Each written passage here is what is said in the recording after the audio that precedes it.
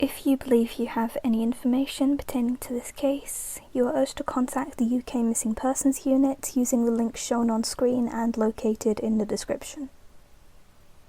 You could instead contact the Kent Police on 01622 654 863 or online using the link on screen and in the description. If you wish to remain anonymous, you can contact Crime Stoppers on 0800 555 111 or online at crimestoppers-uk.org. This video features discussions of interpersonal violence, graphic injury and homicide. Viewer discretion is advised. On the 23rd of October 1979, a woman riding on horseback through a track in Bedgebury Forest in Kent, England, caught sight of what looked like a human body poorly concealed in the dense undergrowth. When police retrieved this body, they discovered it was that of a woman. She was severely beaten and mutilated before death, having sustained massive head injuries as a result. I gather these head injuries were eventually what killed her. As a result of this bludgeoning, her face was not in recognizable condition. A blood-soaked wooden stake was found nearby to her site of discovery, which was ultimately determined to have been the murder weapon. The woman was believed to have been dead for up to 5 days before discovery. She was of white European descent and thought to be between 25 and 35 years old. Most sources put her at about 5 feet 1 inch tall, though the Doe Network states she could have been as tall as 5 foot 11. I should note that the Doe Network isn't the most reliable source when it comes to this case, as they've mistakenly listed her as identified since 2019. She had a build somewhere between thin and medium. Her hair was straight, shoulder length, and naturally brown. Sources differ when it comes to the exact shade of brown. Some describe it as dark and others as light. Her eyes were either hazel or brown. On her abdomen she had stretch marks, leading to the belief she'd given birth at least once in the past. The appearance of her uterus also suggested she'd given birth at some point. There was no evidence of any dental work, and her prominent teeth were visibly decayed. Her molars were significantly worn and wisdom teeth were present. She didn't smoke, and the lack of carbon deposits in her lungs indicated she hailed from the countryside as opposed to the city. At the time of her death, she had an ectopic pregnancy, that is, a pregnancy outside of the uterus, which would have been present for about 4 to 6 weeks, and actively bleeding for 2 to 3 weeks. This would have caused a great deal of pain in her right side, and she may have seen a doctor as a result. The woman was found fully clad in a yellow blouse, a black smock dress with a white floral pattern, a black polo neck jumper with off-white shoulders, a white fabric belt 2.5 inches wide with a gold buckle, and black shoes.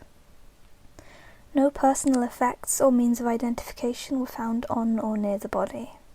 The dress the woman wore was found to have been homemade from furniture fabric and had several alterations, 1 to the hem and at least 2 to the chest area. The decedent's profile was compared to those of missing people all across the UK, and an extensive poster campaign was launched, but to no avail. When no one came forth to identify her and all leads dried up, she was buried in an unmarked grave at the Hawkenbury Cemetery in Tunbridge Wells, her funeral attended only by police officers working her case. 5 years after her death, in December 1984, the victim was profiled on Crime Watch. Crime Watch was a TV programme produced by the BBC that featured and reconstructed unsolved crimes in the UK in an attempt to gain information from the public which may have aided in solving these cases.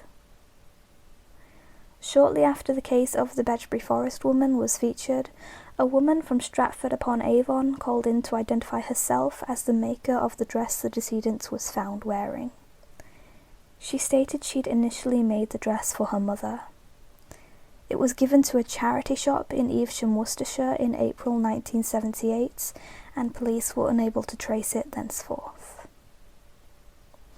It looked to have been substantially altered to fit a smaller frame, to raise its hem by about 4 inches, to remove the zip from the back, and to add a white lace ruff to the collar. This information was released in the January 1985 edition of Crime Watch. In October 1998, the case was reopened due to advances in DNA technology. A few months later, in January 1999, an arrest of a suspect was made. A then 75-year-old retired lorry driver named Harry J.R. Pennells of Ticehurst, East Sussex, was charged with the unidentified woman's murder after specks of blood and strands of hair found in a sleeping bag in the back of his lorry matched with her DNA. Located in the cab of the lorry was a mattress, fibres of which were present on the victim's dress. At the time of her death, Pennells worked for Henley's Transport, based in Kent. Pennells had been questioned just a few days after the woman's discovery and was interviewed by police 3 times between 1979 and 1980. However, he wasn't charged during the initial investigation. Not long after his 1999 arrest, he was released on bail pending trial. A month after the suspect's arrest, the woman's case was again featured on Crime Watch. A new sketch was released and a second appeal was made for the person who made the alterations to her dress to come forward, but as far as I can tell, this led to little, if anything. A detective on the case revealed in this episode that she may have been a hitchhiker along the M1 or the M6 who had no fixed address. Also noted was the possibility of her being a sex worker operating in the Spitalfields Market area of central London. Due to the origins of her dress, it's thought she could have had connections to the Vale of Evesham in Worcestershire. Harry Pennells' trial began on the 4th of May 2000 at the Maidstone Crown Court. Leading the defence was Mr. Michael Hills QC, one of the most elite lawyers in the UK. The prosecutor alleged that Pennells, 54 at the time of the murder, picked up the woman in Spitalfields Market on the 19th of October 1979. He was then accused of driving her up to Keighley in West Yorkshire while he made a delivery, before heading back down south to take her into Bedgebury Forest and murder her. Pennells admitted to picking up a young female hitchhiker matching the murder victim's description at a service station on the M1 near Northampton on the 19th, yet claimed he dropped her off alive at a pub in Eltham, South London on the morning of the 20th. He made a point of saying he hadn't picked the woman up for sex.